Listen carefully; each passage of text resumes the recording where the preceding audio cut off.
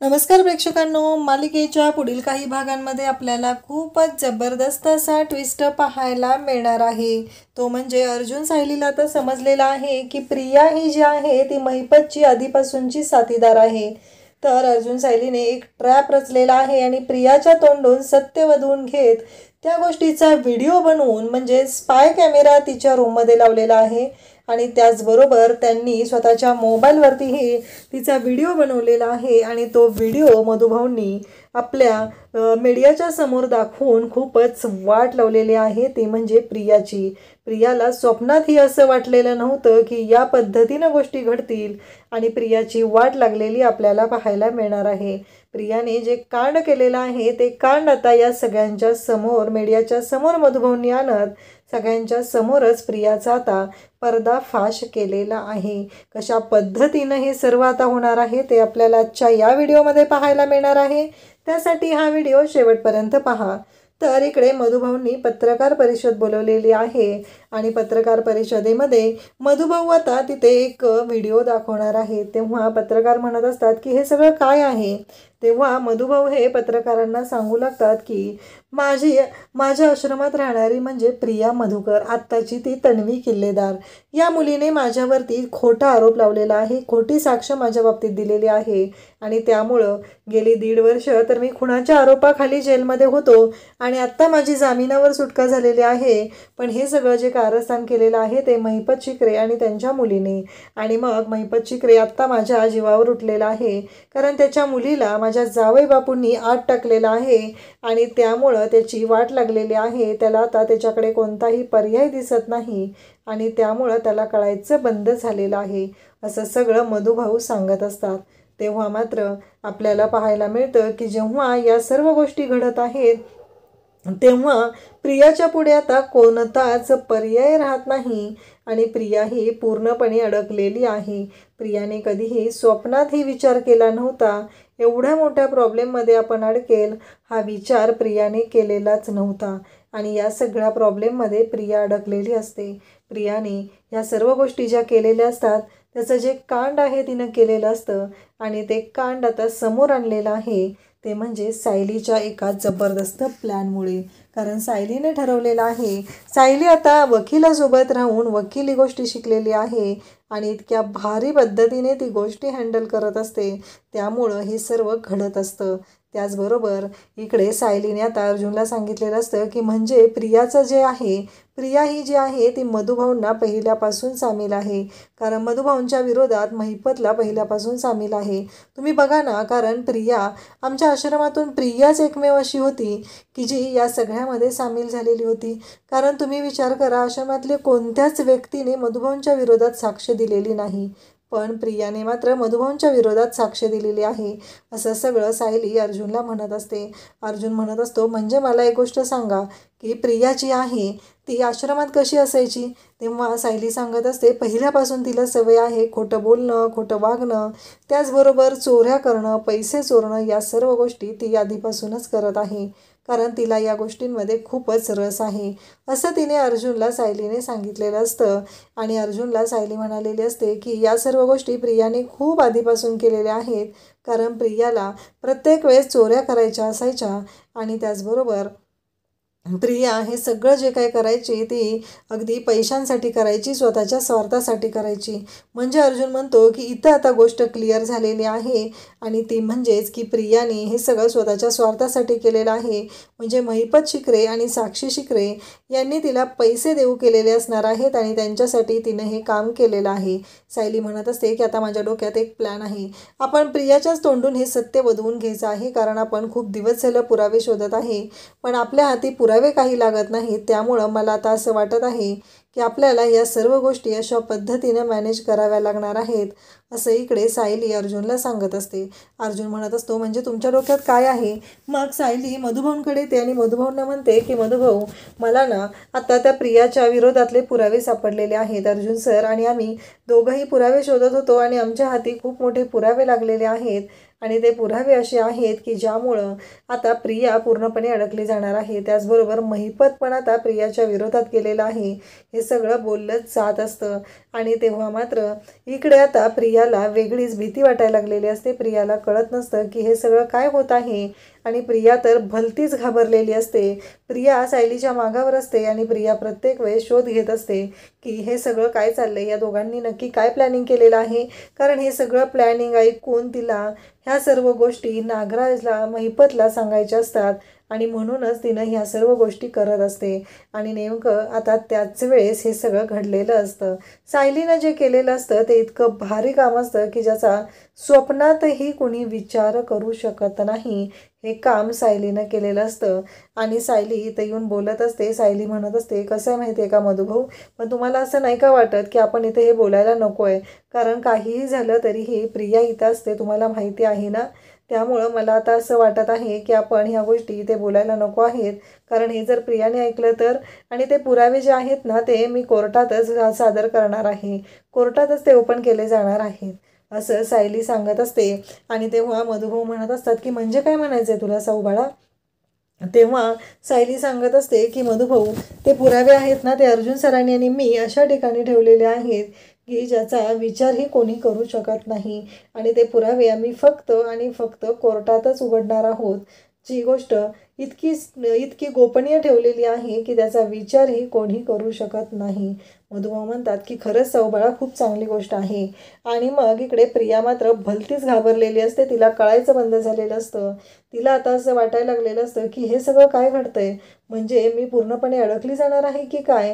ही गोष्ट तिच्या डोक्यात आलेली असते आणि ती विचार करायला लागलेली असते. तेव्हा मात्र इकडे प्रिया म्हणत असते की हे सगळं काय होतंय, म्हणजे मी एकटीच अडकली जाणार आहे का या सगळ्यामध्ये, म्हणजे हे नागराज आणि महिपत सगळे साबूत राहणार आहेत आणि मीच याच्यामध्ये अडकली जाणार आहे. नाही, काही झालं तरीही मी याच्यामध्ये अडकता कामा नये, हा सगळा विचार आता प्रियाच्या डोक्यात सुरू झालेला असतो. आणि प्रिया मात्र बोलत असते. तेव्हा मात्र इकडे प्रिया विचार करू लागते, काहीही झालं तरीही मला या सगळ्यातून बाहेर पडायचं आहे, माझी याच्यामध्ये काहीही चूक नाही. आणि सायली वारंवार मधुभाऊंना सांगत असते की मला आणखी एक गोष्ट कळलेली आहे, ती म्हणजे प्रिया जी आहे ना ती तन्वी किल्लेदार नाही, ह्या बाबतीतलाही पुरावा मला कळलेला आहे. तेव्हा मात्र प्रियाला धक्का बसतो. प्रिया म्हणते, म्हणजे हे कसं शक्य झालं, ही गोष्ट तर आम्हालाच फक्त माहिती होती, ही गोष्ट सायलीला कशी कळली. हा गोष्टीचा विचार आता प्रियाच्या डोक्यात आलेला असतो आणि प्रिया मात्र घाबरलेली असते. ती विचार करू लागते, म्हणजे हे सगळं काय आहे, हे सगळं काय घडतंय, म्हणजे नागराज आणि त्या महिपतनं मला फसवलं तर नाही आहे ना, माझ्या विरोधातले पुरावे तर यांना दिलेले नाहीत ना, हे सगळं आता चाललेलं असतं. आणि त्याचबरोबर इकडे पाहायला मिळतं की जेव्हा या सर्व गोष्टी घडत असतात तेव्हा मधुभाऊ मात्र विचार करायला लागलेले असतात. मधुभाऊ म्हणत असतात की म्हणजे साऊबाळा काय आहे तुझ्या डोक्यामध्ये. तेव्हा सायली म्हणत असते की मधुभाऊ, तुम्हाला आणखी एक गोष्ट सांगायची आहे, ती म्हणजे प्रियानं जी काही कबुली द्यायचं ठरवलेलं होतं, प्रियाने कोर्टात खोटी साक्ष दिलेली आहे. मधुभाऊ म्हणतात की अगं साऊबाळा, मला तुला आणखी एक गोष्ट सांगायची आहे. तुला माहिती आहे का, माझ्या डोक्यात जो वार केलेला होता तो प्रियानेच केलेला होता आणि त्या दोघींनीच त्या विलासचा खून केलेला आहे. मी आता कोर्टामध्ये ही साक्ष देणार आहे की प्रिया आणि त्याचबरोबर त्या साक्षी शिकरे या दोघींनी मिळून विलासचा खून केलेला आहे आणि मी स्वतः तिथं प्रत्यक्षदर्शी साक्षीदार होतो आणि त्यांनी माझ्यावरती खोटे आरोप केलेले आहेत. तेव्हा मात्र प्रियाला खूप मोठा धक्का बसतो आणि प्रिया विचार करते की म्हणजे मधुभाऊंनी जर मला याच्यामध्ये अडकवलं तर माझं काही खरं नाही आहे, त्यामुळं मला आता विचार करावा लागणार आहे.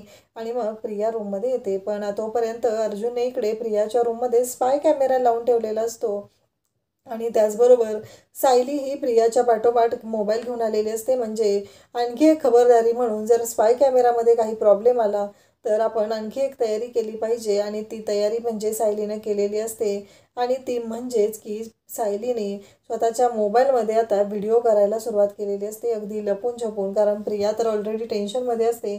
प्रियाला कळायचं बंद झालेलं असतं आणि त्यामुळं काहीही झालं तरीही प्रिया याच्यामध्ये अडकणार तर आहे ही गोष्ट माहिती असते, पण प्रियाचं आता बाजूला लक्ष नसणार ही गोष्ट ही सायलीला तेवढीच माहिती असते. आणि मग सायलीने तिच्या रूमच्या बाहेर जाऊन एक व्हिडिओ बनवलेला असतो ज्यामध्ये प्रिया फोनवरती बोलत आहे आणि प्रिया हे सगळं फोनवरती बोलत आहे या गोष्टीचा व्हिडिओ बनवलेला असतो.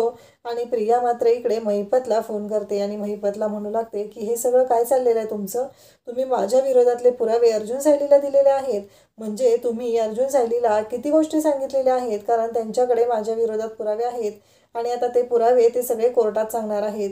म्हणजे तुमच्या मुलीनं खून केलेला आहे आणि या गोष्टीचा त्रास मी सहन करायचा आहे.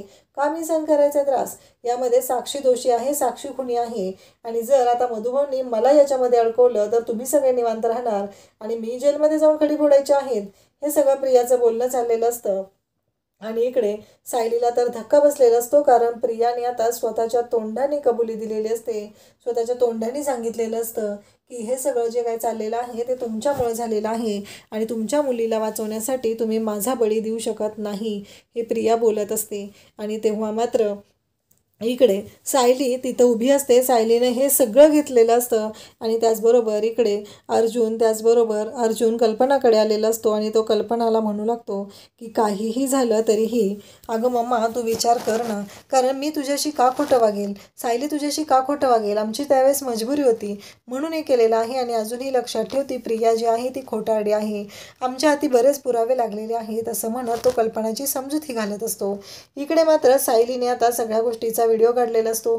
तो व्हिडिओ घेऊन सायली आता अर्जुनकडे येते आणि अर्जुनला तो व्हिडिओ दाखवू लागते. अर्जुन म्हणत असतो की खरंच मिसेस सायली, आत्ता तुम्ही एका वकिलाची बायको शोभत आहात. खरंच तुमचं डोकं जे काही चालत आहे ना ते खूपच जबरदस्त पद्धतीनं चालत आहे. सायली म्हणत असते नाही हो अर्जुन सर, मी काय एवढं अति काही करत नाही आहे. मला जे वाटतं, मला या केसमध्ये जे काही माहिती आहे त्यानुसार मी गोष्टी करत आहे असं अर्जुनला सायली सांगत असते. अर्जुन म्हणत असतो पण मिसेस सायली, खरंच जे तुमच्या डोक्यात आलेलं आहे स्पाय कॅमेराने व्हिडिओ काढायचा, मोबाईलने व्हिडिओ काढायचा, अशीच मुद्दामच अफवा पसरवायची आणि प्रियाला आपल्या जाळ्यात खेचून घ्यायचं, हे सगळं जे आहे ना त्यासाठी हॅट्स ऑफ. खरंच तुमच्यामुळे हे सगळं झालेलं आहे असं अर्जुन तिला म्हणत असतो. तेव्हा सायली म्हणत असते काही काय हो, हे काय साधी गोष्ट आहे आणि हे कोणाच्याही लक्षात येईल, कारण आपल्या माणसांना वाचवण्यासाठी हे सगळं करावं लागतं, हे सगळं चाललेलं असतं. आणि त्यासोबतच इकडे आपल्याला पाहायला मिळतं की जेव्हा या सर्व गोष्टी घडत असतात तेव्हा मात्र इकडे सायली आणि अर्जुन दोघंही आता बोलत आहेत आणि सायलीच्या डोक्यात विचार चालू झालेले असतात आणि त्या विचारांप्रमाणे सायली बोलायला लागलेली असते. तर इकडे प्रियाने आता जे काय माती खाल्लेली असते तिला माहिती नसतं, तिच्या रूममध्ये जो कॅमेरा आहे त्याच्यामध्ये हे सगळं चाललेलं असतं. आणि प्रिया म्हणत असते की आता ही साक्षी खुनी आहे, ह्या साक्षीनं खून केला आहे आणि हा महिपत मला अडकवतोय. पहिल्यापासून यांनी मला अडकवायचं काम केलेलं आहे. एकतर मी या घरामध्ये लग्न करून आलेले आहे, कारण या महिपतमुळं मी अडकली गेली असते, म्हणून या अश्विन सुभेदारला मी जाळ्यात ओढलेला आहे. आणि मला एकदा का तिजोरीच्या चाव्या माझ्या हातात आल्या की झालं, मग मी माझ्या मनाप्रमाणे राज्य करायला रिकामी आहे. आता मला हे आदर्श सुनेचं नाटक करून पण ना कंटाळ आलेला आहे. हे सगळं प्रिया बोलत असते, हेही सगळं त्या कॅमेरामध्ये रेकॉर्ड होत असतं. आणि अर्जुन इकडे कल्पनाला सांगत असतो की मधुभाऊ पत्रकार परिषद घेणार आहेत आणि त्यावेळेस तुमच्या सगळ्यांच्या समोर सत्य येईल की ही प्रिया काय आहे. तुम्हाला सगळ्यांना वाटत आहे की प्रिया खूप चांगली आहे, पण तुम्हाला सगळ्यांना कळेल की प्रिया ही कोणत्या लेवलची मुलगी आहे. एवढं लक्षात ठेव मम्मा, असं म्हणत अर्जुन कल्पनाला समजवत असतो. कल्पना म्हणत असते की मला माहिती आहे, कसं आहे काही झालं तरी तुला ती मुलगी खोटारडीच वाटत आहे. तन्वीबद्दल तुझ्या मनात गैरसमज निर्माण झालेले आहेत आणि त्यामुळं तू प्रत्येक वेळेस तन्वीबद्दल चुकीचाच विचार करत आहे असं कल्पना बोलत असते. कल्पना म्हणत असते तेव्हा अर्जुन म्हणत असतो की मम्मा तू चुकीच्या पद्धतीने विचार करत आहे असं तू मला म्हणत आहे, पण एक गोष्ट मात्र तू विसरते की तूही तेच करत आहे. कारण तुला आमच्यावरती विश्वास नाही, पण तुला तिच्यावरती मात्र बरोबर विश्वास आहे. तुला तिच्या गोष्टी मात्र सगळ्या पटत आहेत, आम्ही सांगितलेल्या गोष्टी मात्र तुला पटत नाहीत. हे सगळं अर्जुन बोलत असतो. तेव्हा मात्र कल्पना म्हणत असते की मला माहिती आहे अर्जुन, हे सगळं तू काय बोलतोयस, तू कोणासाठी बोलतोयस, तुझ्यासाठी सायली महत्त्वाची आहे पण आमच्यासाठी तन्वी महत्त्वाची आहे. तेव्हा अर्जुन म्हणतो की ठीक आहे मम्मा, मी तुम्हाला खूप सांगण्याचा प्रयत्न केलेला आहे, पण सगळ्या गोष्टी आता आपोआपच तुमच्या समोर येतील आणि तुम्हाला कळेल की आजपर्यंत काय झालेलं आहे ते. कारण काहीही झालं तरीही तुम्हाला सगळ्यांना असं वाटत आहे प्रत्येक वेळेस की हे सगळं जे काही घडत आहे या सगळ्याला मी आणि सायली जबाबदार आहे. आणि इकडे मधुभाऊंची प्रेस कॉन्फरन्स सुरू झालेली असते आणि मग ती प्रेस कॉन्फरन्स चालू असताना पूर्णाजीच्या हातात मोबाईल असतो. पूर्णाजी पाहत असते आणि प्रेस कॉन्फरन्समध्ये सायली आणि मधुभाऊ असतात आणि तिथे पत्रकारांना तो व्हिडिओ दाखवत असतात. आणि पत्रकार जेव्हा प्रियाचा व्हिडिओ पाहतात तेव्हा मधुभाऊ सांगतात की याच मुलीने खोटारडेपणा केलेला आहे. आता बघितलं ना, या व्हिडिओमध्येही तिनं सर्वांच्या समोर सांगितलेलं आहे की हे सगळं साक्षीनं केलेलं आहे, पण मला खात्री आहे की फक्त साक्षीनेच नाही तर ही त्या गोष्टीमध्ये सामील होती. आणि तिनेही या सर्व गोष्टी केलेल्या आहेत हे सगळं बोललं जात असतं. आणि त्यासोबतच एक महत्त्वाची गोष्ट मधुभाऊ सांगतात ती म्हणजे तन्वी किल्लेदार म्हणून ती आलेली आहे, त्यांच्या घरातही ती पैशांसाठी आलेली आहे, त्यांनाही ती फसवत आहे असं मधुभाऊ इकडे बोलत आहेत. आणि तेव्हा मात्र सगळ्यांना आता धक्का बसलेला असतो. आणि मग इकडे पूर्णाजी प्रियाला म्हणते तुला लाज कशी वाटत नाहीये. त्याचबरोबर इकडे अर्जुनने हीच लिंक सिनियरलाही दिलेली असते आणि त्यालाही सांगितलेलं असतं. आणि त्याचबरोबर हे सगळं जेव्हा घडत असतं तेव्हा मात्र सगळ्यांना धक्का बसलेला असतो. सगळेजण पाहत असतात, कारण काहीही झालं तरीही महत्त्वाची गोष्ट ही असते की हे सगळं जे काही घडलेलं आहे ते फक्त आणि फक्त प्रियामुळं घडलेलं आहे. मधुभाऊंचं गेलं 1.5 वर्ष जेलमध्ये गेलेलं आहे, या सगळ्याला जबाबदार आहे ती म्हणजे फक्त प्रिया जबाबदार आहे. आणि तरीही या सर्व गोष्टी घडत असताना आता पूर्णाजीला मात्र धक्का बसलेला आहे. पूर्णाजी म्हणत आहे की हे सगळं काय आहे, या सगळ्या गोष्टी कशामुळं घडत आहेत. आणि मग कल्पना म्हणू लागते. कल्पना म्हणत असते मला आत्ताच अर्जुन येऊन सांगितलेलं होतं, पण मी हे ऐकलेलं नव्हतं आणि आता मला कळलेलं आहे की ह्या सगळ्याला जबाबदार तू आहेस. पत्रकारांच्या समोर मधुभाऊ बोलत आहेत, तरीही प्रियाचं असं म्हणणं आहे की नाही, हे सगळं मी नाही केलेलं, हे सगळं सायली अर्जुन मुद्दामून करत आहेत आणि त्यांनी मला अडकवण्याचा प्रयत्न केलेला आहे. परंतु इकडे कल्पना त्याचबरोबर पूर्णाजी यांना धक्का बसलेला आहे, तर रविराजलाही तेवढाच धक्का बसलेला आहे.